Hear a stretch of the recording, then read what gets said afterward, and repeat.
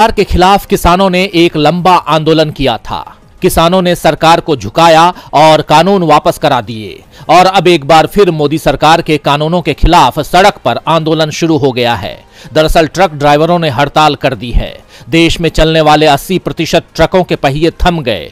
2 दिन में ही देश के अधिकांश राज्यों में जरूरी सामानों की किल्लत शुरू हो गई है। राज्यों में पेट्रोल, डीजल, फल, सब्जी जैसे बेहद जरूरी चीजें नहीं पहुंच रही हैं, जिसके चलते इन सभी के दाम बढ़ गए हैं। मध्य प्रदेश, राजस्थान समेत 10 राज्यों से पेट्रोल डीजल पंप ड्राई होने की खबरें हैं। चंडीगढ़ में बाइक को 2 लीटर और कार को 5 लीटर पेट्रोल दिया जा रहा है।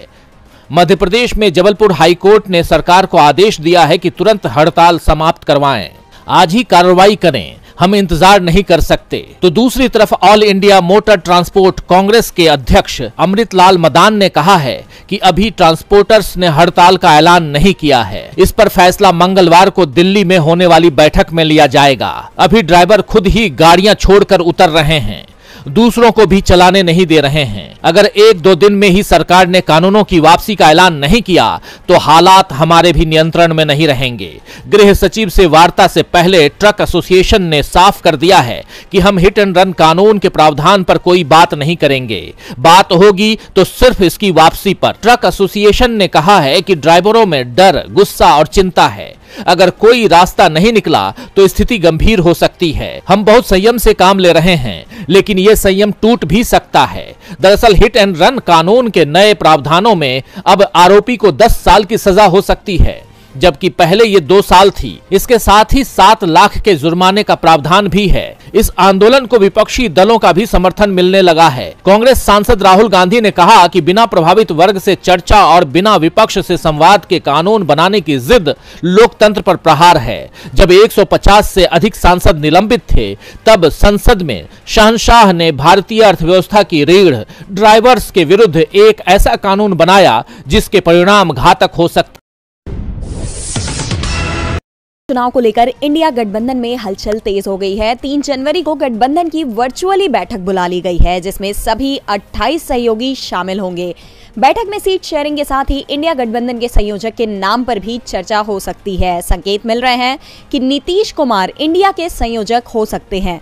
इस बीच सीट शेयरिंग के प्लान पर कांग्रेस ने भी अपनी तैयारियां तेज कर दी हैं। मल्लिकार्जुन खड़गे ने इस मामले में 5 सदस्यों की कमेटी बनाई थी, जिसमें अशोक गहलोत, भूपेश बघेल, सलमान खुर्शीद, मुकुल वासनिक और मोहन प्रकाश शामिल थे। इस कमेटी ने अपनी रिपोर्ट तैयार कर ली है और 3 जनवरी को कमेटी के सदस्य इसे पार्टी अध्यक्ष को सौंप देंगे, जिस पर 4 जनवरी को पार्टी की बैठक में चर्चा की जाएगी। दावा किया जा रहा है कि कांग्रेस 10 राज्यों में इंडिया के दूसरे दलों के साथ गठबंधन करेगी, जिसमें जम्मू कश्मीर, दिल्ली, पंजाब, उत्तर प्रदेश, बिहार, झारखंड, पश्चिम बंगाल, महाराष्ट्र, केरल और तमिलनाडु शामिल हैं। झारखंड, तमिलनाडु, केरल सीट बंटवारे को लेकर ज्यादा परेशानी नहीं आएगी, क्योंकि पुराना गठबंधन ही इंडिया में शामिल है। यहां 2019 का फॉर्मूला ही दोहराया जाएगा।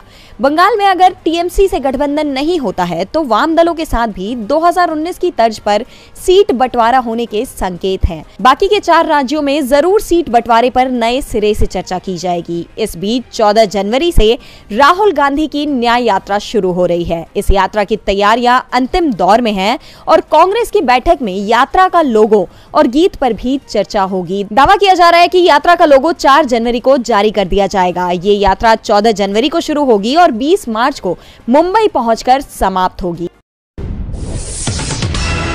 वोटिंग मशीन यानी ईवीएम को लेकर विपक्ष के नेताओं की कुछ चिंताएं हैं और इसे लेकर वो चुनाव आयोग को एक के बाद एक पत्र लिख रहे हैं। मिलने के लिए समय मांगा जा रहा है, लेकिन चुनाव आयोग विपक्ष की मांग को नजरअंदाज करता दिख रहा है। इंडिया गठबंधन ने 19 दिसंबर को बैठक की थी और इसके बाद चुनाव आयोग को एक बार फिर से चिट्ठी लिखी थी। आयोग के साथ बैठक की मांग की गई थी, लेकिन अभी तक समय नहीं मिला और अब एक बार फिर से इंडिया गठबंधन ने आयोग को पत्र लिख दिया है। सोशल मीडिया अकाउंट पर पत्र को पोस्ट करते हुए कांग्रेस महासचिव जयराम रमेश ने बयान दिया है और कहा है कि हमारी बार बार मांग के बावजूद चुनाव आयोग इंडिया गठबंधन के साथ बैठक करने को तैयार नहीं है। हमारे 3-4 प्रतिनिधि कुछ देर की मुलाकात करना चाहते हैं, जिससे वो अपनी बात चुनाव आयोग के सामने रख सकें। दरअसल 19 दिसंबर को इंडिया गठबंधन की बैठक में प्रस्ताव पास किया गया था। चुनाव आयोग से विपक्षी दलों की ये मांग भी है कि वीवीपैट पर्ची को बॉक्स में गिराने के बजाय इसे मतदाता को सौंप दिया जाए, जो उसे अलग मतपेटी में डाले। बाद में वीवीपैट पर्चियों की 100% गिनती की जाए। अब कांग्रेस का आरोप है कि बार बार अपील के बावजूद मुख्य चुनाव आयुक्त बैठक का समय नहीं दे रहे हैं। जयराम रमेश ने इस बारे में आगे ये बताया है कि 9 अगस्त 2023 को भी चुनाव आयोग में ईवीएम के मुद्दे पर ज्ञापन दिया गया था। इस ज्ञापन में भी ईवीएम को लेकर अपनी चिंताओं का जिक्र किया गया था। साथ ही 9, 10, 16, 18 और 23 अगस्त को भी मुख्य चुनाव आयुक्त के साथ बैठक की मांग की गई थी, लेकिन हमारी कोई भी बात सुनी नहीं जा रही है। इसी बीच कांग्रेस नेता दिग्विजय सिंह ने भी ईवीएम पर सवाल उठाए हैं। उन्होंने कहा है कि दुनिया में चिप वाली ऐसी कोई भी मशीन नहीं बनी जिसे हैक ना किया जा सके। विपक्ष अब इस मुद्दे पर चुनाव आयोग की घेराबंदी की कोशिश में